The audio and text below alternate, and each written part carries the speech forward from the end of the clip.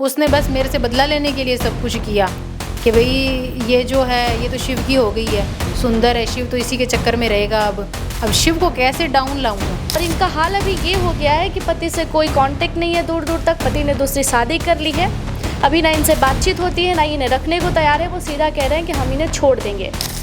मान सम्मान ही नहीं मिला तो फिर प्यार तो बहुत दूर की बात है। जब मान सम्मान ही नहीं दे रहा, गाली गलौज को तो हमादा है वो आदमी, गाली गलौज करता है, गला पकड़ लेता है। उसका भाई साइड में खड़ा। मेरे ससुर गए थे वहाँ उस लड़की से रिश्ता तय करने के लिए।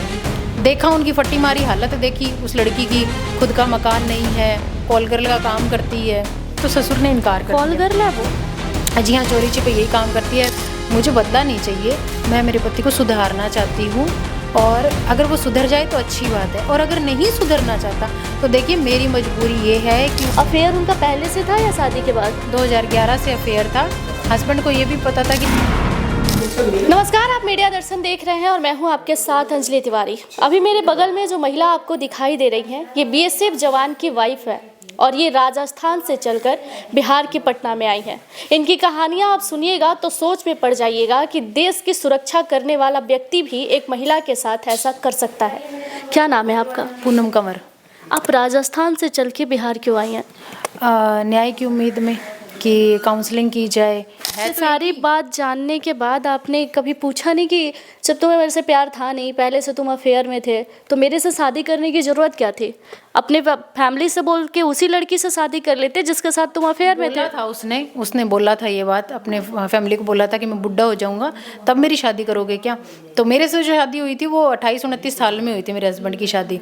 तो उसने बोला मैं बुढ़ा हो जाऊंगा तब मेरे बच्चे मेरी गोदी में खेलेंगे क्या, तब शादी करोगे। तो घर वालों को पता नहीं चल रहा था, एक इशारा काफ़ी होता है कि इसको मतलब आग लगी हुई है, करकरा दो इसको, किसी और की लाइफ खराब करेगा। मेरे ससुर गए थे वहाँ उस लड़की से रिश्ता तय करने के लिए। देखा उनकी फटी मारी हालत देखी, उस लड़की की खुद का मकान नहीं है, कॉल गर्ल का काम करती है, तो ससुर ने इनकार कर दिया। कॉल गर्ल है वो? जी हाँ, चोरी छिपे यही काम करती है। बाहर से लड़के आते हैं जयपुर घूमने के लिए फ्रेंड सर्कलों के साथ, तो जो दलाल वगैरह होते हैं वो लड़कियां प्रोवाइड करवाते हैं, तो उनके साथ में वो घूमती फिरती है, उनके साथ सेक्सुअल रिलेशनशिप बनाती है, दारू पीती है, दवाइयाँ खाती है। जैसे मान लीजिए सेक्स करना होता है तो आदमी अपना मन चाहे सेक्स करेगा, पैसे दिए हैं तो वो गोलियां खाती है कि दर्द ना हो मुझे। ये भी मैंने पता किया उसके बारे में। तो बहुत से लड़कों ने बोला ये सारी की सारी एक थाली की चट्टी बट्टी हैं, इसमें से वो छोटी छोटी वाली है ना, उसने तो मेरे दोस्त की लाइफ खराब कर दी और अब शादी कर ली किसी और से। और जो उसकी जुड़वा बहन है टुट्टू उर्फ कविता, उसने भी एक फौजी का घर खराब कर दिया। मतलब ये लोग ऐसे इंसान को पकड़ती हैं जिनके पास पैसे बहुत ज़्यादा हो। हाँ। और उनकी घर खराब कर दो। उसने एक फौजी का घर खराब किया। उसकी वाइफ से मैं मिली हूँ, मेरे पास उसकी वाइफ का मतलब वीडियो है। उसकी वाइफ ने बोला है कि ये इसने मेरे को बोला तेरा घर कभी नहीं बसने दूंगी, मेरे पास वीडियो है। लेकिन वो वीडियो क्या है, व्हाट्सअप टू व्हाट्सअप शेयर नहीं हो रहा है, टेलीग्राम पर तो शेयर हो रहा है, व्हाट्सअप टू व्हाट्सअप शेयर नहीं हो रहा। और लैपटॉप में लाना यहाँ भूल गई, वरना मैं आपको वो वीडियो भी दे देती। उसमें वो बोल रही है इन लोगों का कुछ नहीं बिगड़ना, ये इनका तो पूरा खानदान ही ऐसा है। मैं अकेली नहीं हूँ जो उनके बारे में बुला बोल रही है, वो भी बोल रही है। वो एक बच्चे की माँ है, उसका घर भी खराब किया। तो फिर वो आपके ससुर उस लड़की के घर गए तो वहाँ क्या हुआ? वहाँ वो बोले हमारे पास सिर्फ बेटी बेटी है देने के लिए और कुछ भी नहीं है हमारे पास में। ससुर जी ने इनकार कर दिया शादी के लिए, आ गए घर पर। तो मेरा पति तो फिर भी रिलेशनशिप में था। फिर जब मेरे पिता मेरे लिए लड़का देख रहे थे तो किसी ने इनको बता दिया कि भाई लड़के हैं, लड़की है उनके, तो मेरे पिता की दुकान पर ही आ गए थे रिश्ता तय करने के लिए। पीछे ही पड़ गए थे, साहब कर लो साहब कर लो साहब कर लो। पापा बोलते ठीक है लड़का आ जाएगा तो मैं देख लूँगा। कहते लड़का एक तो यही है। फिर पापा ने देखा तो पापा ने बोला ये बड़ी उम्र का लग रहा है, हम उम्र लड़के से शादी करूँगा, ज़्यादा बड़ी उम्र लड़के से, बूढ़ा लग रहा है, मतलब उम्र में ज़्यादा था, थोड़ा सा वो लग रहा था। तो पापा बोलते नहीं मैं मेरे को दूसरा लड़का दिखा दो। तो फिर जब मेरे पिता ने इनकार कर दिया ना, मतलब एक इनडायरेक्टली इनकार कर दिया, तो उसने भी मना कर दिया। उसने बोला मैं भी शादी नहीं करूँगा, जॉब लगूंगा तब शादी करूँगा। नहीं पहले ही बोल देता भाई मैं भी शादी नहीं करना चाहता।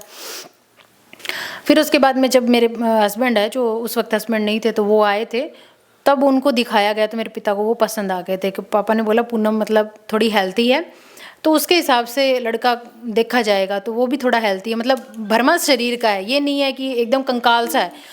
तो वो था। तो पापा बोलते मुझे लड़का पसंद है। फिर मेरे घर पर आए, मुझे बताया कि पूनम देख लड़का तो सांवला है।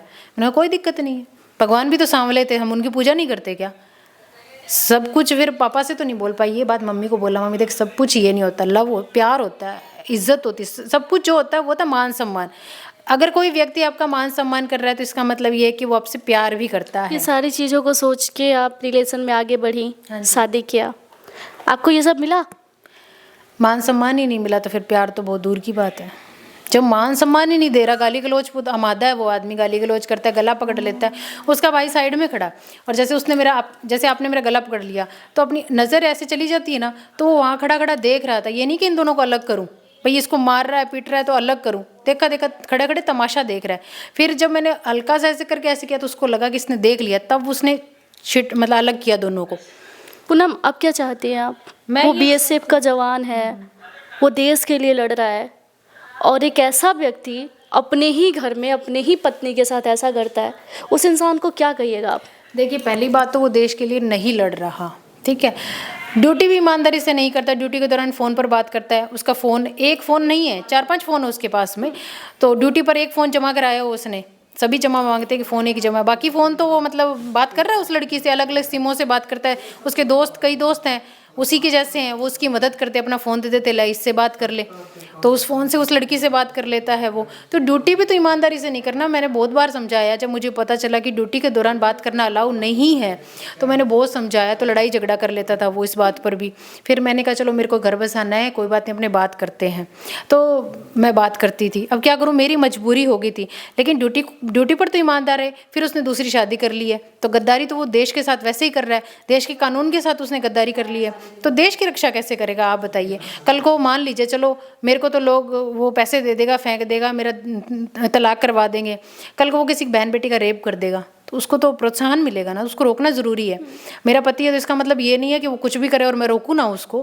पति होने का मतलब, लोग ये सोचेंगे बदला लेना चाहती है, नहीं, बदला लेने की बात नहीं है।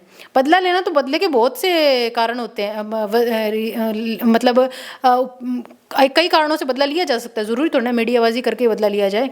अभी अतुल सुभाष में उसने अपने पति को ही मार डाला, बदला तो उस हिसाब से भी लिया जा सकता है। सही बात है। जेल चले जाएंगे या खुद को गोली मार लेंगे, नहीं, मुझे बदला नहीं चाहिए। मैं मेरे पति को सुधारना चाहती हूँ, और अगर वो सुधर जाए तो अच्छी बात है, और अगर नहीं सुधरना चाहता तो देखिए मेरी मजबूरी ये है कि वो किसी बहन बेटी की पैसों के लिए फिर लाइफ ख़राब करेगा, ठीक है, या किसी का रेप करेगा।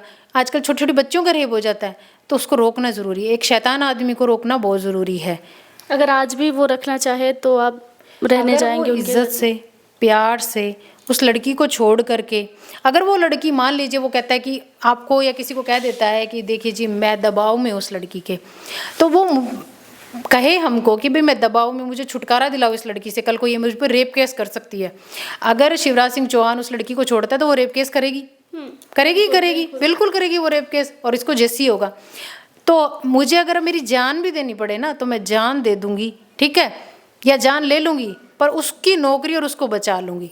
अब इससे ज्यादा और क्या कह सकते हैं आप बताइए। जहां तक लड़ना हो, सारी बातें आके आपसे बताता है, हाँ तो हाँ, नहीं, अगर वो रहना चाहता है, कहता है कि मैं फंस चुका हूँ, मुझे बचाया जाए, तो हम ये सब कुछ करेंगे, उस लड़की के खिलाफ एक्शन लेंगे, फिर हम कानूनन लिया जाएगा, कानूनन, और कोई मतलब देश का जो कानून है उस हिसाब से, या महिला आयोग से, वीना मानवी मैम से, किसी भी तरीके से उससे जो भी है वो करवाया जाएगा, उसको बाधित बंद किया जाएगा ना। भाई किसी की लाइफ क्यों ख़राब कर रही हो, तुमको पता था, फिर मैं भी उस लड़की पर मुकदमा करूँगी। अगर अब चाहे ना तो मेरा पति बच सकता है मैम, आपके थ्रू मैं कहना चाहती हूँ, मेरा पति अभी भी बच सकता है, क्योंकि मैं उस लड़की पर मुकदमा करा हुआ है, तो वो भी जेल जाएगी, हस्बैंड भी जाएगा, तो वो तो जेल नहीं जाना चाहती ना। बच्चे हैं आपके? नहीं, बच्चे नहीं है, वो जेल नहीं जाना चाहती, वो बच्चे भी नहीं है आपके? बच्चा 1 ही साल हुआ था। और जो मेरी ननद है, वो बड़ी ननद है, वो कहती तुम्हें बच्चा करने की क्या ज़रूरत है, मेरे बच्चे हैं ना, मेरे बच्चे तुम्हारे। इसका मतलब क्या है? ननद के बच्चे हैं तो हम अपने बच्चे नहीं करेंगे? नहीं, वो ही बात मैंने बोल रही थी, भाई उसके बच्चे हैं, अच्छी बात है, मुझे मामी बोलेंगे, लेकिन आप किसी से ये सुख क्यों छीनते हो कि मदर बनने का, माँ बनने का सुख नहीं छीनना चाहिए। बड़ा भाई है, वो बोलता है 2 साल तक ऐश मौज करेंगे, शिवे बच्चे नहीं करेंगे, मैं भी नहीं करूँगा, तू भी मत कर, जबकि उसने बेटा कर चुका है। वो बेटा है उसका 3-4 साल का, वो बेटा कर चुका है, इसको रख दिया। और ये बेवकूफ़ है, अपना घर नहीं बसाया इसने। वो तो उसकी पत्नी को भी 1.5 साल तक छोड़ा हुआ था, मेरे जेठ की पत्नी भी 1.5 साल तक ससुराल नहीं आई, उसको पथरी की शिकायत थी, तो झूठ बोल कर उसने शादी की थी। तो मेरी सास इस बात से खफा थी, नाराज़ थी कि झूठ क्यों बोला, हमें तो काम वाली चाहिए थी और ये बीमारी का सास ने ये कहा कि मुझे काम वाली चाहिए। हाँ, मुझे काम करने वाली चाहिए, काम वाली चाहिए थी, हमें बीमारी का घर नहीं चाहिए था। ये पर्टिकुलर शब्द थे उनके, बीमारी का घर नहीं चाहिए था। वो 1.5 साल तक वहाँ रही है, ऑपरेशन भी उसके माता पिता ने करवाया है, जीत कंवर नाम है उसका, बीकानेर की रहने वाली है वो। तो उसके माता पिता ने ऑपरेशन करवाया। वो डरती है इन लोगों से, उसके घर वाले भी डरते हैं इनसे, क्योंकि पैसों से वो थोड़ा वीक हैं, और साथ में वो ये कोर्ट कचहरी वगैरह नहीं चाहते हैं। और उसने झूठ भी बोला, इसलिए भी वो दबती है कि मेरे को भी पथरी की शिकायत थी। उस वजह से प्रेग्नेंट होने में भी उसको प्रॉब्लम हो रही थी। तो मेरा जेठ चालाक है, इसको तो इस चक्कर में रख दिया कि भाई पूनम से तू अलग हो जा, लड़ाई दंगा, और पूनम को तंग परेशान करे, और खुद चोरी छिपे बीकानेर अपनी पत्नी से मिलने के लिए जाता था। और वो और वो बच्चा भी वहाँ हो pregnant गया, हो उसने गई। घर भी बसा हाँ, ये लिया। शातिर दिमाग है उसका। उसने बस मेरे से बदला लेने के लिए सब कुछ किया कि भाई ये जो है ये तो शिव की हो गई है, सुंदर है शिव, तो इसी के चक्कर में रहेगा। अब शिव को कैसे डाउन लाऊं मैं, क्योंकि शिव तो 7वें आसमान पर पहुंचा दिया था मैंने। बहनों के लिए कार खरीद के दी इसने 8.5 लाख की, बहनों के लिए, मतलब जी जान से लगा हुआ था अपनी बहनों के लिए, खासतौर पर बड़ी बहन के लिए। और बहन के प्रति अच्छी भावना भी थी, इज्जत करते थे। लेकिन ये था कि ये तो बहुत ज़्यादा आगे, ससुराल में भी इसकी वाहवाही हो रही है, तो वो डाउन पे लाना चाहता था। अब डाउन पे ला दिया ना उसको, पर वो जो अक्ल है ना, वो मेरे हस्बैंड को नहीं है कि मेरे भाई ने, उसका दिमाग है ना ब्रेन वॉश किया गया है। और अब उसको कितना भी समझा लो, वो नहीं समझेगा इस बात को, क्योंकि उसके प्रति उसके दिल में, मेरे लिए दिमाग में जहर भरा गया है। देखिए, ये पूनम है और ये राजस्थान से पटना आई है महिला विकास मंच के ऑफिस में, और इनके हस्बैंड जो है वो बीएसएफ में है। कब आपकी शादी हुई थी? 2018 में। 2018 में इनकी शादी होती है, अरेंज मैरिज।